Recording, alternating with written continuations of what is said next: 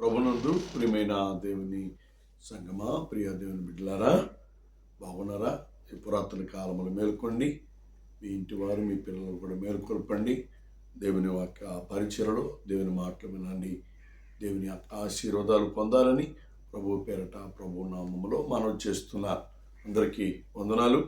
పిల్లరా, మరి గత కొన్ని దినాల నుండి మనము రిబ్కా యొక్క విధేయతను బట్టి, రిబ్కా యొక్క పరిచయను బట్టి, రిబ్కా యొక్క చక్కదనాన్ని బట్టి, రిబ్కా లోక సంబంధమైనవి, శరీర సంబంధమైనవి, లేదా కడియాలు కానివ్వండి, కమ్మలు కానివ్వండి, అన్నీ కూడా తీసివేసి మరి దేవునికి నమ్మకమైన బిడ్డగా, దేవునికి యథార్థమైన బిడ్డగా తను జీవిస్తున్నట్లుగా దైవ గ్రంథంలో మనం చూసాం.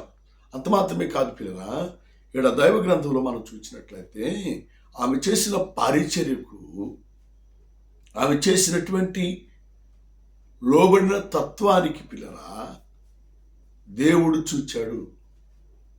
వేలపటి అలంకరణ నాకు అవసరం లేదు, దేవుని వాక్యానుసారమైన జీవితం నేను కలిగి ఉండాలి అనే ఉద్దేశంతో రిబ్కా భక్తి కలిగి ఉంది.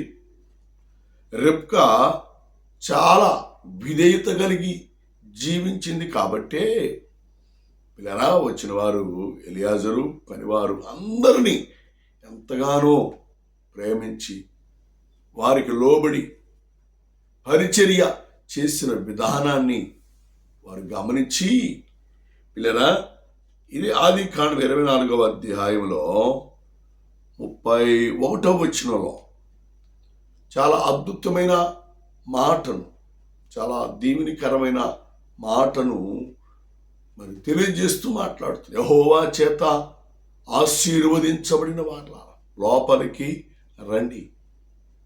చూచారా, దేవుని చేత ఆశీర్వదించబడిన వారు లోపలికి రండి. పిల్లరా, ఆత్మ సంబంధమైనటువంటి జీవితంలో మనము జీవించినప్పుడు, ఆత్మ సంబంధమైనటువంటి అనుభవంలో మనం జీవిస్తున్నప్పుడు పిల్లరా, యెహోవా చేత ఆశీర్వదించబడేటువంటి వారముగా మనం ఉంటాము అని దేవుని వాక్యము, దేవుడు మనకు జ్ఞాపకం చేస్తున్నాడు. దేవుడు మనల్ని ఆశీర్వాదకరమైనటువంటి వ్యక్తులుగా, ఆశీర్వాదకరమైనటువంటి బిడ్డలముగా దేవుడు ఉంచాలి, దేవుడు చేయాలి అంటే మనం పరిచర్య చేయాలి. దేవుని కొరకు సంతృప్తి కలిగినటువంటి జీవితంలో మనము జీవించువారముగా మనం ఉండాలి. దాన్ని బట్టియే దేవుడు మనలను ఆశీర్వదిస్తాడు.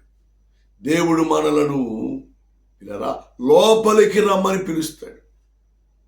ఆయనతో ఉండటానికి, ఆయనతో కలిసి భోజనం చేయడానికి, ఆయనతో కలిసి ప్రేరా ఆనందించడానికి లోపలికి రండి. ఆశీర్వదించబడిన వారు మీరు. ఆశీర్వాదాలు ఎలాగొస్తాయంటే పిల్లరా లోబడి విధేయత కలిగి తగ్గించుకొని సమర్పణ చేసుకొని సమర్పించబడి దేవుని కొరకు మనము నిలిచి పరిచర్య చేస్తే దానిని బట్టియే దేవుడు మనలను ఆశీర్వదిస్తాడు. దేవుని నామానికి మహిమ కలుగును గాక.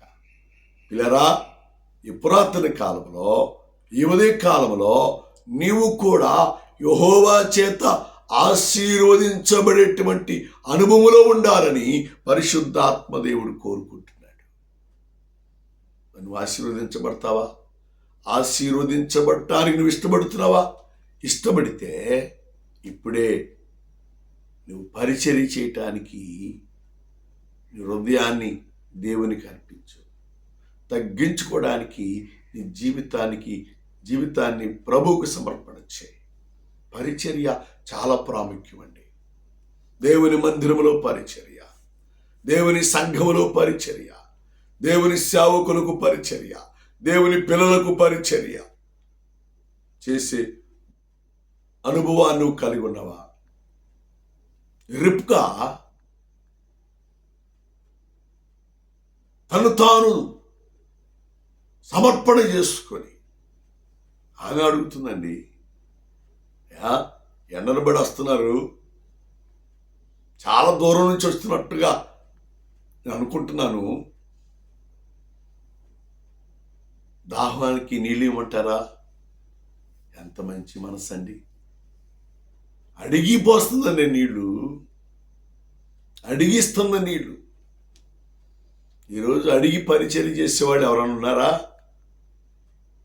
పరిచర్య చేయాల్సి వచ్చిందని ప్రక్కకు తప్పుకొని వెళ్ళేవారు ఎక్కువ అండి. ఒకవేళ అడిగినా నాకు పని ఉంది, కుదరదు అని చెప్పేవాళ్ళు ఎక్కువైపోయారు. అందుకని నీ జీవితంలో ఆశీర్వాదాలు పొందలేకపోతున్నావు. అందుకని నీ జీవితంలో ఆశీర్వాదాలు పొంది దేవునితో రాలేకపోతున్నావు, దేవునితో జీవించలేకపోతున్నావు.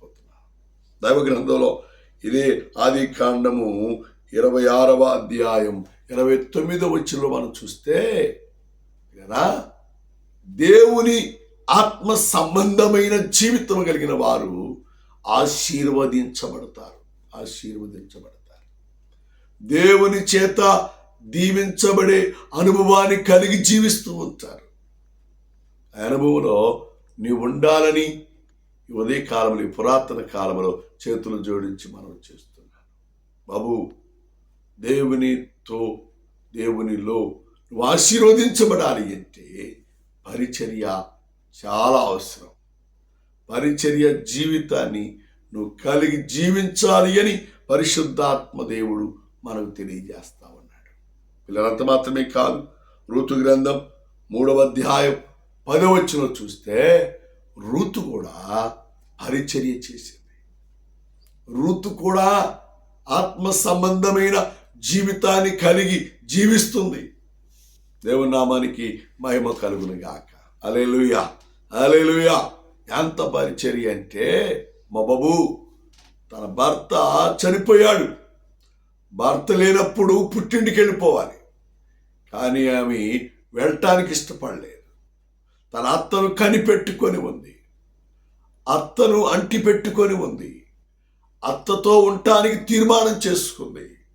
అత్తను పరామర్శించడానికి, అత్తకు పరిచర్య చేయడానికి, అత్తకు ఏమి కావాలో చూడటానికి పిల్లరా సమర్పణతో కూడిన జీవితం రూతు కలిగి జీవించింది. కాబట్టే రూతు కూడా యెహోవా చేత ఆశీర్వదించబడింది.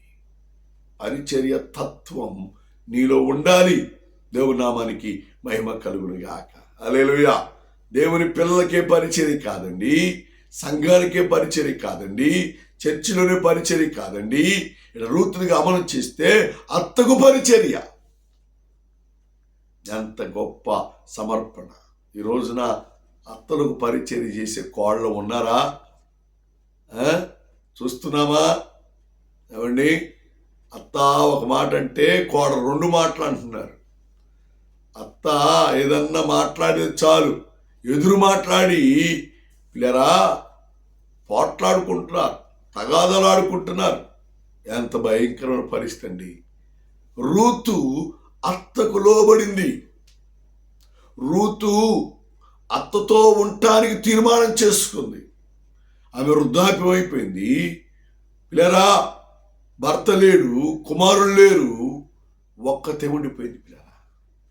కానీ రూతు కంటే పెద్ద కోడలైన ఓర్ప అత్తతో ఉండటానికి ఇష్టపడక వదిలి వెళ్ళిపోయింది. కానీ రూతు అలా చేయలేదండి, ఉండి పరిచర్య చేసింది. ఈ రోజున తల్లిదండ్రులకు పరిచర్య చేయాలి, అత్తమామలకు పరిచర్య చేయాలి, దేవుని పిల్లలకు పరిచర్య చేయాలి, దేవుని సంఘములో పరిచర్య చేయాలి. పరిచర్య చేసే అనుభవం కలిగి ఉంటే నువ్వు దీవించబడతావు. దేవుని నామానికి మహిమ కలుగును గాక. పిల్లరా సంఘములో ఏ పరిచర్య గొప్పది అంటే దేవుని పిల్లలకు పరిచర్య చేయటం. మనం ఆశీర్వదించబడతాం. రూతు బహు చక్కనిది, మిక్కిలి చక్కనిది. ఆమె కన్నికత్వాన్ని కాపాడుకుంది, పరిశుద్ధతను కాపాడుకుంది. అంత మాత్రమే కాదు, లోబడి పరిచర్య చేసింది. ఎంత గొప్ప అనుభవం! ఈ రోజున కొంచెం చక్కగా ఉండి చర్చికి వచ్చిన తర్వాత అమ్మ ఆ కుర్చీ ఇట్టేయి అన్నాం అనుకోండి, అమ్మ ఆ సాపు ఇట్టేయి అన్నాం అనుకోండి, చక్కగా ఉండే పిల్లలు అసలు మాట వినరు. అంటే ఏంటి అంటే చక్కదనాన్ని చూచుకుంటారు, కానీ చక్కదనాన్ని దేవుని కొరకు అర్పించి పరిచర్య చేయలేరు. కానీ రిబ్కా చక్కదైనప్పటికి కూడా పరిచర్య చేసింది. పరిచేసింది. దేవునామానికి స్తోత్రం. ఎంత చక్కదైనటువంటి ఋతు లోబడి పరిచర్య చేసింది. అంతకి విధేయత కలిగి పరిచర్య చేసింది. ఇలా లోకాన్ని విడిచిపెట్టాలి, లోక సంబంధమైన కార్యాలు విడిచిపెట్టాలి, దేవుని చేత ఆశీర్వదించబడే స్థితికి మనం రావాలి. ఆ జీవితాన్ని మనం కలిగి జీవించాలి అని ఈ పురాతన కాలంలో, ఉదయ కాలంలో దేవుడిని హెచ్చరిక చేస్తున్నాడు. చాలా శ్రేష్టమైన మాట. యెహోవా చేత ఆశీర్వదించబడిన వారలారా లోపలికి రండి. అమ్మ బాబు, సంతృప్తి కలిగిన దైవభక్తి ఏంది అంటే అది గొప్ప లాభ సాధనం. దేనికి గొప్ప లాభ సాధనం అంటే లోపలికి వచ్చి దేవునితో నీతో దేవుడు కలిసి జీవించటమే గొప్ప లాభ సాధనం.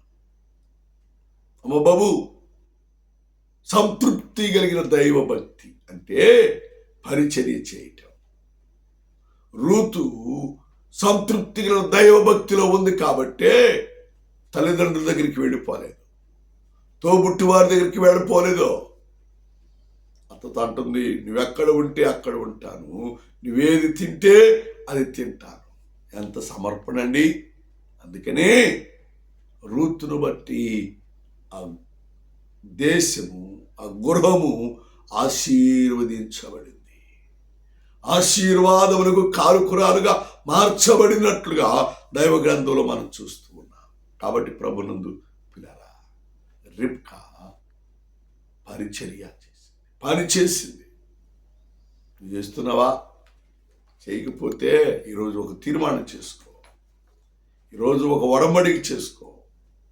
నేను కూడా దేవుని చేత ఆశీర్వదించబడాలి, ఆశీర్వాదం పొందాలి అనే మనస్సు నువ్వు కలిగి జీవించాలి అని ప్రభు పేరట, ప్రభు నామములో చేతులు జోడించి మనం చేస్తున్నాను.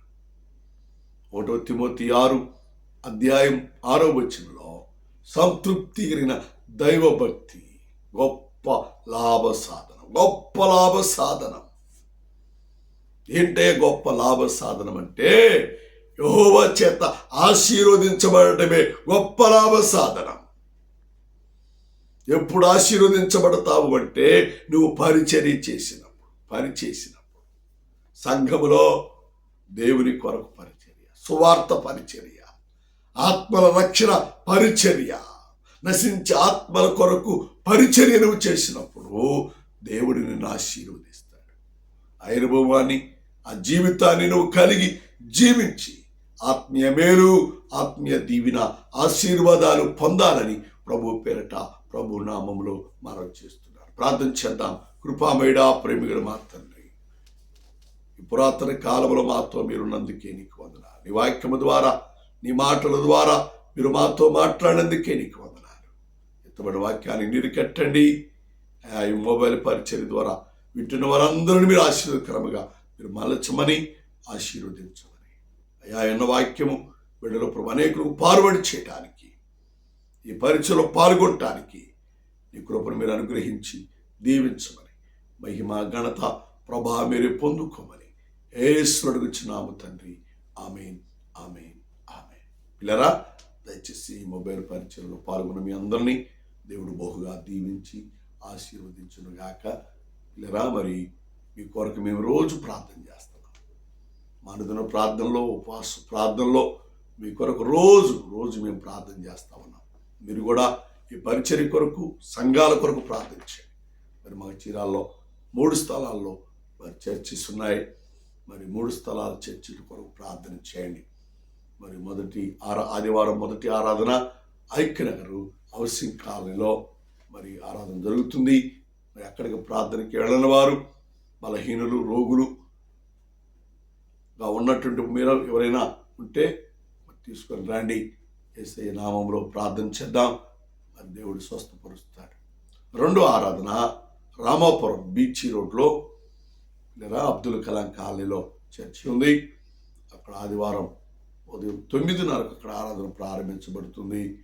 దయచేసి ఆ ప్రాంతంలో ఉన్నవారు రండి, దేవుని గురించిన మాటలు వినండి. మీకు ఏదైనా బలహీనత, రోగం ఉంటే యేసయ్య నామములో ప్రార్థన చేస్తాం. యేసయ్య స్వస్థపరుస్తాడు. అలాగే మూడో ఆరాధన ప్యారలైజ్ స్కూల్ దగ్గర మరి మా చర్చి ఉంది. అక్కడ ఆదివారం ఆరాధన ఉదయం 11:30 మరి ప్రారంభించబడుతుంది. ఆ పరిచర్యలో మీరు పాల్గొనండి.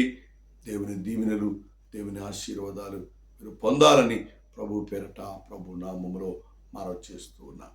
పిల్లరా, మా పరిచర్య కొరకు, సంఘాల కొరకు మీరు ప్రార్థన చేయండి.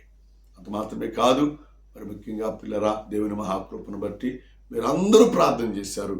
శనివారం మంచి వాతావరణాన్ని దేవుడిచ్చాడు కాబట్టి మరి స్లాబ్ విషయంలో మరి అక్కడ తొందర లేకుండా దేవుడు క్రమముగా, మర్యాదగా, మహిమకరముగా స్లాబ్ దేవుడు వేయటానికి దేవుడు కృప చూపించాడు.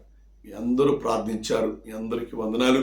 దాన్ని బట్టి మరి స్లాబ్ విషయంలో ఎక్కడ తొందర లేకుండా దేవుడు క్రమముగా, మర్యాదగా, మహిమకరముగా స్లాబ్ వేయటానికి దేవుడు కృప చూపించాడు. అందుని బట్టి కూడా దేవునికి వందనాలు, స్తోత్రాలు చెల్లిస్తూ ఉన్నాను. పిల్లరా, మరి ముఖ్యంగా మరి పరిచర్యలో మరి దేవుడు అభివృద్ధిని, నూతన ఆత్మలను దేవుడు నడిపించినట్లు, క్రొత్త వారిని దేవుడు నడిపించినట్లుగా అందరూ ప్రార్థన చేయండి. మేము కూడా మీ కొరకు, మీ కుటుంబాల కొరకు, మీ పిల్లల కొరకు ప్రార్థన చేస్తాం. తండ్రి దయ, కుమారుని ప్రేమ, పరిశుద్ధాత్మ సహవాస సంబంధం ప్రార్థించిన ప్రతి అంశములకును, యూట్యూబ్ పరిచయలో వాక్యం వింటున్న ప్రతి బిడ్డకును, సంఘాలకును దేవుడు ఆయన రాకడ వరకు తోడి నడిపించి, దీవించి, సంరక్షించి, ఆశీర్వదించి బలపరచునుగాక. ఆమేన్, ఆమేన్.